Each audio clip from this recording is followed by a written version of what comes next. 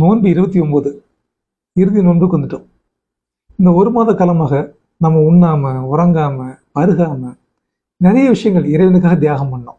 நிறைய கூலி தருவோம். ஏன்னா இறைவன் சொல்றான், ஆதமோட மகனுக்கு நோன்புக்கு நானே கூலி தருவேன் நல்லா சொல்றான்.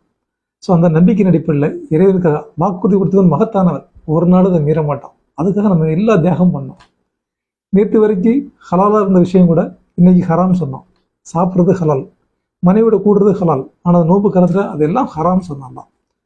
நோன்பு முடிந்த பிறகு நமக்கு இது கற்றுத்தரக்கூடிய பாடம் என்னன்னா, நம்ம ஹராம் ஹலால் பேணுவோம்.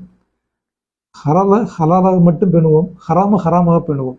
ஹலாலை ஹராமலாம் ஆக்க வேண்டாம், குழப்பறணும். தெளிவாக சொல்றோம். ஹலால் ஹலாலாகவே இருக்கட்டும். இன்ஷா அல்லாஹ் வரும் காலத்தில் நம்ம அந்த ஒரு மாதம் கற்றுக்கிட்ட அந்த இறையச்சத்தை தொடர்ந்துவோம்.